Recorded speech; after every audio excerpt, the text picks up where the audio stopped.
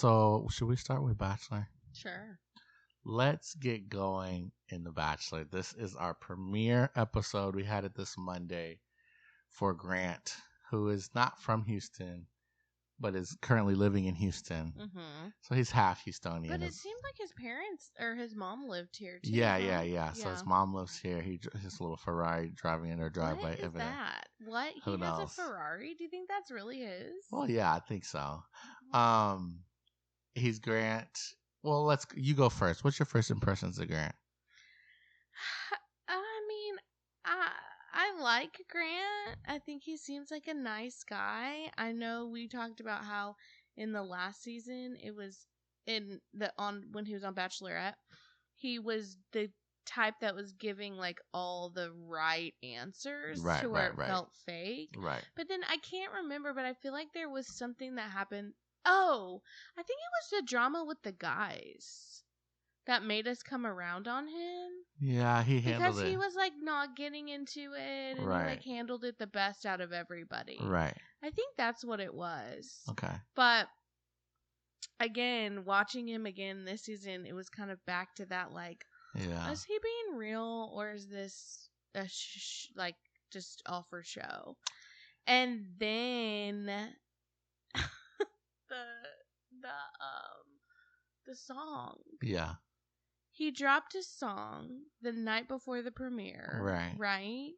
On Spotify, Apple Music. And then it disappeared. I think it was called Party Girls. Yeah. And then like less than 24 hours later, it disappeared. Yeah, I was hearing some conflicting reports on that. I saw some people said it was still up for them. It was very Drake a la 2014. I'm not going to lie, I didn't listen to it. It was too cringe. Oh, well, yeah, it's very, just the and it was like disappointing. I was like, oh. It's pretty horrible. Not to say that I was jazzed for Grant's season, but man, the thought of him coming on and then knowing this, is going to be his big debut, so he drops his song. Because clearly he wants to be a musician. We saw in the preview for the season him like singing clearly songs. Doing on the piano. And it's just like, I mean, I don't know. I do believe that you can. I'm so sorry. I do believe that you can do that as a hobby. Yeah. But if you're like actually releasing music, that to me says you want it as more than a hobby. And it's like he says he's a day trader, former basketball player, but clearly he also has a thing for music at least. Mm-hmm. And it's not to say that you can't be a musician who's also looking for love. Sure. It kind of takes some of it, makes it feel a little disingenuous because a big byproduct of the show is you're going to be on TV. It would be like two podcasters going on a cable reality TV show and then immediately promoting their reality. And then immediately posting a new podcast. About their podcast. Dropping a podcast the night before their premiere of their show. Could you imagine trying to get the synergy of a national audience with your hobby? People are going to be like, clearly they want to be full-time podcasters. And they're not. Well, but they weren't just looking for a house. Okay, but you're right. And also, like, we're not looking for love, though. We already found love. Well, That's we a were little looking. different. We were looking for a house, I think is what I'm saying. Listen, in case you didn't know, we were on House Hunters, season 253, episode 10, A Home for Podcasters, airing February 8th at 6:30 again on HGTV. Yeah. Okay, again for the third time. Well, that's right, third time's a charm. So, I'll make sure to drop a podcast episode that day or something. Yeah, there you go. We'll call it Pulling a Grant. Now, I think that's what tempered my expectations a little bit just because of that. Yeah. But nevertheless, we've got Grant. He grew up, I think, in the New Jersey region. He played basketball at Seton Hall. Prior he was a pretty touted high school recruit. What, then he went to play overseas? Yeah. Well, definitely overseas. I don't think it was the G League or the Development League for the NBA or anything like that. But we saw his little promo, which you pointed out while we were watching seemed a little edited weird. And we saw memes or jokes online about it looking like a pharmaceutical commercial or whatever. I think for me it was okay. I said to me the whole episode seemed like they had new producers. that had kind of changed the structure and the edits up a little bit. I can't even remember. Well, he was like dancing in his intro. Yeah. I think that was partially what got me. Yeah. And then there was something else from the girls, but I can't remember what it was. Yeah. So, anyways, that was his intro. We get Grant coming. He's dancing. We saw a little interesting segment with his dad. Yeah. Clearly, they seem to be, I don't want to call it strained, but some distance in their relationship. Well, he said that he grew up with him as an addict. Dad was an addict. And now he's been clean, which that's going to for sure be a different relationship. But they made the episode, the meeting they had on the TV show, they acted as if they hadn't spoken or seen each other in a long time. Yeah. He said, I hadn't seen you. Maybe might not have. So that's what I was saying. I think there's, even if he's recovering, he made it sound like he just recovered. He didn't say like he's been sober for 15 years. Yeah, it seemed like it was more than grown up. He said now that he has. That's true. And he was, and Grant was pretty emotional talking to him. Exactly. They didn't offer specifics about it. But it was good that they had that. And I did write down he's a Cowboys fan. I think we found that out later in the episode. But that's what we know about Grant. Again, he was on Jen's season. He's obviously black, the second black Bachelor. And we'll get into the first one, I'm sure, in Brooks Buzz. But that's Grant. And he moved. He's the Bachelor, so he moved to the Claim to Fame mansion. The Bachelor mansion, but it's the same mansion. And we're meeting his girls. We got notes and lists for all the girls, but instead of going one by one on each girl, let's do this. Let's talk about your favorite girls, who you think Grant's favorite girls are, and who is your least favorite girl. How do you like that? Okay. I don't know if I'm ready to pick a least favorite right now, but I definitely can say Matt is really digging Alex, obviously. Yes. She got first impression rose. I was shocked she had on no eye makeup. That was so surprising to me. Yeah, but I thought she looked good. Oh, she did. She was beautiful. Yeah. But I'm just saying that stuck out to me. Okay. But yeah, she brought. I didn't realize she was Canadian either, but I'm seeing that now. She's from New Brunswick. She's Canadian. She is a pediatric speech therapist. She works with kids, and you can tell she's got a kind of very jubilant, youthful personality, very kind of silly, giddy. Yeah. Yeah, she seemed easygoing. Yeah. She brought a llama because she grew up on a farm. He called it a donkey, but I think it just because it was dark. He couldn't see. Llamas look very different from donkeys. Whatever. I don't know how you make that mistake, but now I'm understanding why she did the French lesson. Because she's Canadian. Right. I was like, why is she doing a French lesson? Yeah, she's French Canadian. Because I was like, speech therapy. You don't teach another language in speech therapy. And now you're glad I was writing down all these notes. Now I'm thank you. Thank you. She spoke French. They kissed. They had a good kiss. Yeah. She's gets the first impression rose. This first impression rose means she also gets the first date. A little twisty twist. The only thing is, when it comes to The Bachelor, it's rare that they pick in the end the person they gave the first impression. That's true. Like, for some reason with women, when the Bachelorette gives the first impression rose, that's basically a 50-50 shot that person is going to be the end. When it's the man, it doesn't mean anything except for that night he was into her the most. And true. Which is kind of crazy. That's true. What does that say about real life? Licensed professional counselor Brooke.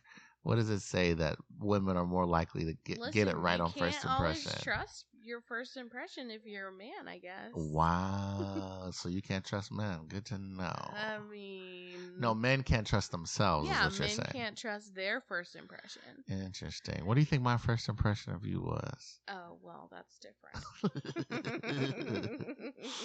Well, actually... Your first impression of me was probably different than when we went out. Yeah. I Like was when we also went to that's a that's dinner. an interesting comparison because what I was gonna say is like, well, I wasn't in the headspace when I first met you. You know what I mean? I was trying to be very like Focused. right and not like, oh, like, there's a cute girl that I want to flirt with. It was just very because we were asking like procedural stuff. I Yeah, was yeah, asking yeah. you a question. I didn't know you yet. Yeah. But then once we hung out, then we had the connection. Exactly. So maybe that's what happens with the guys on their Yeah. first night. They're just trying to be respectful of all the women. Yeah. So they're not really looking. They're just whoever gives them the most energy. And then something hits them later on. We're like, oh no, it's this person. That could be. Now we'll circle back to Grant because we don't even know if that ever hits him. Yeah, right. That's right. what I was about to say. Right. Because at the very end, because they show the previews, and he's like, yeah. Oh gosh. Let's actually jump to that. We'll say go back it, to the women. Him and everyone knows if you're watching the show, real quick, it's at the end they make it very clear that Jesse's like, hey, the women are an hour away.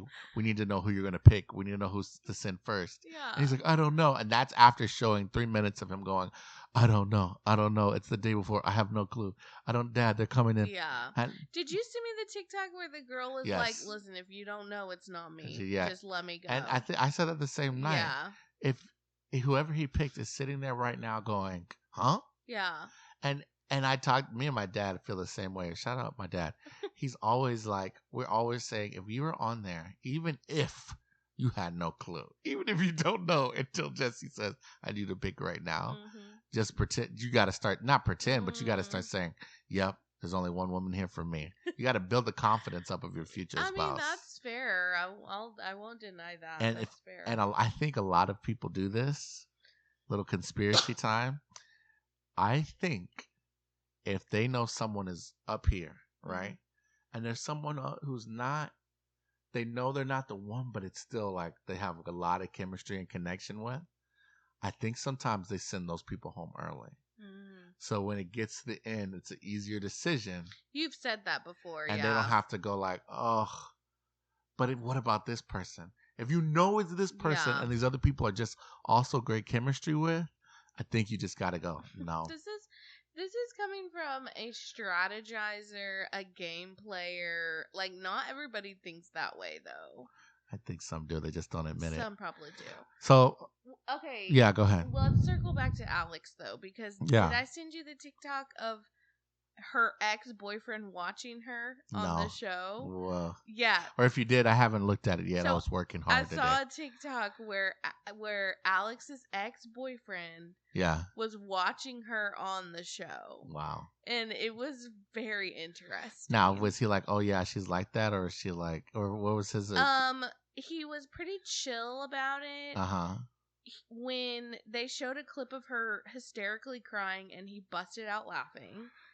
And then they showed a clip of her saying like he's in touch with his emotions or something, and he was like, "Oh well, I'm not. So glad that that works. So that checks out or something like that," which was funny. Yeah. Those are like the two biggest takeaways I remember. Yeah. Yeah. I think Alex is going to be a great Paradise cast because Alex has such a strong personality that I don't see her making it as a main character for a Bachelor, the lead for a Bachelorette series. Yeah. Although I would love to see it. Sure. I don't know if she's going to make it. I could be dead wrong. But here's what I do think about Alex. I don't think he's going to pick her. And I could be wrong on that too, but I think we need to pick more Bachelorettes like her. Jen, that was her name, right? What do you, I'm going to make my point, and you should already know what I'm about to say. Jen she was a very nice girl, but she's kind of even keeled. Okay. And I know that they actually wanted Maria, which would have been a great Bachelorette. That's not true. I know, but Maria says so, and I believe her. It's not nice to do that to Jen. I agree, but it doesn't mean it's not true. Okay. And so they need to start picking more Marias and less Jens. And I can't remember who was before Jen. I don't remember who the Bachelorette was before Jen, so I don't have. But I'm just saying, I think the better seasons come from a girl who's very who's got a strong personality. Yeah. The best season of American Bachelor history is Hannah Brown. Ooh, how many times are And we she going to was hear you say the that on this it's podcast? We because get it. You love Hannah she's Brown. the Michael Jordan of the recent Okay. seasons.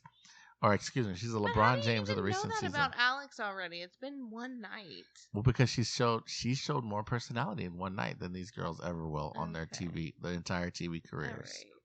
right. Okay, so we've it's not Alex's season, it's Grant's season. Who's the girl in the white dress with the belt and the bright blue eyes? Alicia. Because he really liked her too, I think. No, yeah, Alicia. She's very funny. She's an interior designer from Florida. Yeah. She got a rose. She was also the first kiss, and it was a good kiss. Yeah. I think she's also a mid-season contender. It's interesting because we don't really know Grant's type or what he's looking for. Yeah, that's true. Sometimes the guys don't even know. But she was very pretty, like you said. Her dress was horrible, I think. It just was the belt. I don't know why she put You're right. It actually was just a belt. It felt like she picked a belt off the rack from 2010. I think she was trying to be just like have her own fashion, but any other call outs that you want, you just have to speak on. I'm trying to think. I think of my favorites, I think it's weird because she is plus size in her industry, and of the women that cast on the show, she's a lot thicker. But Chloe, the 27-year-old model from New York, I think is interesting in the sense that she's tall, she's thick, she's got red hair. You know what I'm saying? Like, why? I like that they. You're almost describing me, except for I'm not tall. I know. Yeah. Okay. But my point is, I like a diverse cast. Same. And it's weird, but they don't have big, tall, thick redheads on the show. That's just not someone they cast. They never have. So the redheads never make it. Right. It's but she got a rose. Yeah. It's such a new casting stereotype that I at least hope she goes far, so they cast more people that look like her. We didn't get too much of her, but I think hopefully we will. Right. Okay. Rose. He seemed to really have liked Rose too. Yes, he did like Rose. Rose was the very ethereal, the very when they blindfolded what they were doing, like clay figures and stuff. And she's a retired nurse, but that can't be correct. Maybe she's a retirement home nurse or something. From Chicago. She's also 27. She had very good music when she was come out, but she was also, I think, the first out of the limo. So the good music test she doesn't really hold up. Yeah. I think she got enough. What does it say? Like screen time that I think she's gonna have a storyline on the show. It'll be interesting to see how far. Yeah. What did I say while we were watching it? Seems more like a fling thing. You did say that, yeah. Okay. Let's get into it. Go ahead. I would like to talk about the Mormon agenda. Oh, was Rose the Mormon one? No, Letitia. She was the second out of the limo. She's a venture capitalist. First of all. But anyways, venture capitalist from Utah. She was she got a lot of backstory. We saw that she was obviously Mormon. She's from Utah. I will say the story was very touching, talking about her father who passed. That picture of her father in his native dress and holding her as a baby was so sweet. I think they didn't specify if she was Hawaiian or just Polynesian. Yeah. But I think her dad is from Hawaii at bare minimum. I think so. Right. But you can be from Hawaii and be Samoan. You see what I'm saying? Yeah. Anyways, Tua Tagovailoa just said that. Anyways, so she's Mormon. Think about this. Stick with me here. She got great music. She got super long backstory. I have more stuff on her because she's mixed Hawaiian. She was born in Hawaii. She's a horse girl. She had a horse thing. She's got a family. She kissed Grant. They made it seem like she had a good connection. I think she's going far, or they're going to make her a big storyline. Mm-hmm. She could possibly be his number one pick. Mm-hmm. Then after that, what are they airing on The Bachelor? The Secret Lives of Mormon Wives is airing after The Bachelor. That was originally aired on Hulu, streamed on Hulu. It was such a success. I guess ABC wanted something to put after The Bachelor. Here is my conspiracy theory. Write this down.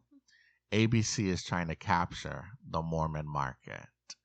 Mormons have been really influencing a lot of white women culture. Think Mom Talk was Utah Mormons. Stanley Cups are popular because of Mormon women in Utah. That whole dirty Cokes or whatever they call them is a trend that started in Utah. I think they're trying to ride the wave of Mormon influencers and setting Letitia up. She's either his pick or she's the next Bachelorette. Wow. You heard it here first. You heard it here first. That's a hot take. When this comes, I mean, it could be when spot on. She either wins the show or he picks or she becomes a Bachelorette, you will know ABC is setting up a Mormon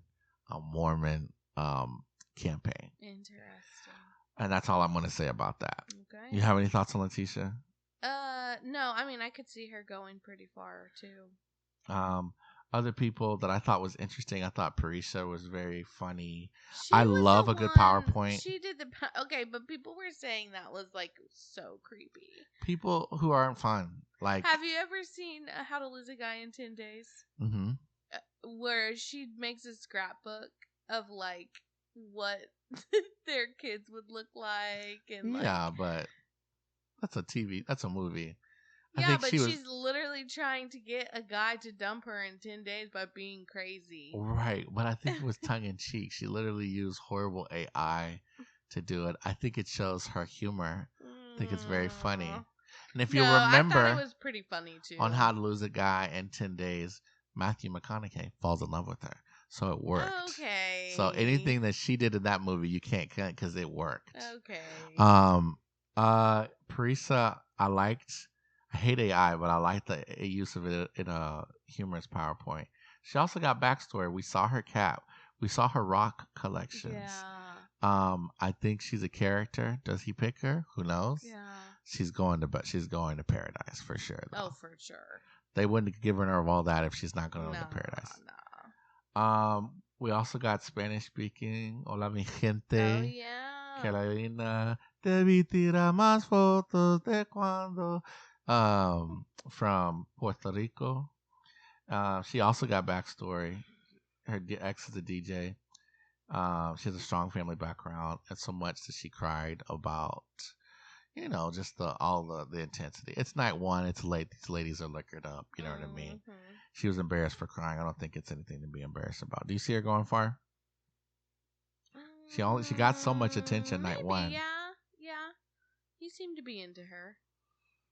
I wrote down we got backstory from Dina. I'm just trying to cover the girls that got backstory, like they're she's had a large family that they made. She's from Chicago. She had a very, I'll say, put together face. Who is this? Dina, the attorney from Chicago. I don't remember her. And if you remember, she said everyone said with very interesting face, and she said that she always gets comment on her beautiful hands. Yeah. I don't know if you've seen that episode of Seinfeld where George becomes a hand model.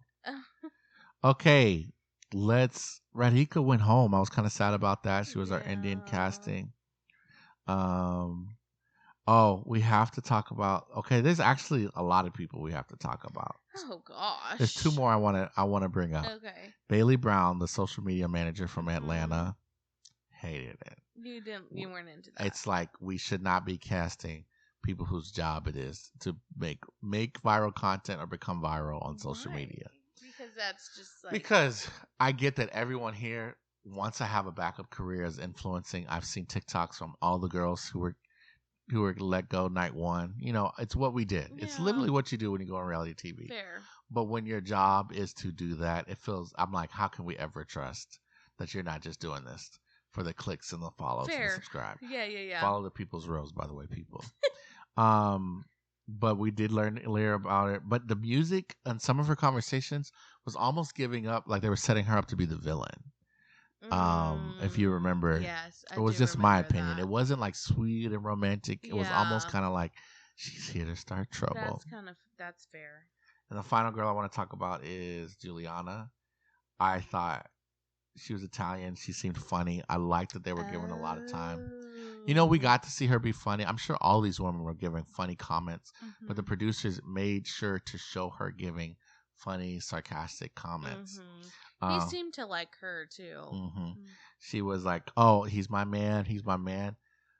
I hate to compare this to the other black bachelor, but it reminded me of Rachel Kirkconnell. They showed her after Matt James prayed. She was like, "Oh my gosh, that's my husband. Oh He's the my perfect gosh, man for I me." forgot about That's the that. person I thought of when they kept showing Juliana being like, "He's perfect for me. He's my man." They edit the women that go far and the bachelor likes, and that they want you to either like him because he picks her, or like her because she's the next That's bachelorette. true. But they edit them in a way to make them seem funny but genuine and into the Dude, guys with haven't no ulterior motives. yeah, there's been some old clips of Matt James Oh gosh, resurfacing, but we'll get into we're that almost done. We're later. almost done. Um, but she's Italian. She brought a cannoli. She got backstory. She also is close to her family. She's got some trust issues, which makes me think they're setting her up to be the next bachelorette. I think she's our bachelorette. You've said that about like 3 No, people. it is. It's between it's between her and Letitia. You said it about somebody else too, While we were though. watching the show, I don't remember. I'm sure. I I don't like to make a know. lot of predictions, so I'm You right about some of do. them. But we got the typical night ones that were kind of shocking, but we'll forget about them, I'm sure, in a month or two. Mhm. But you don't have any predictions, beginning of the season predictions on who he picks? No, I don't even know their names well enough yet. Okay, Their names and their faces. all After right, a couple weeks, I'll make a prediction. okay. Well, that's all we Do got you have a prediction of who wins? of who Uh wins. huh. I don't even want to say it. Why? I Letitia. I think Letitia is getting. I think there's a lot. I think there's a Mormon campaign going on. Anyways, I'm not saying she is doing that, although they do evangelize. That's what they do. I'm saying ABC is capitalizing on a market. Think about it. They did the Yeah. Southern they did the South a lot, the Hannah Brown era. We went up north for a little spell. I think we're going out west. Okay. I think we're going to start seeing some Utah I contestants. can see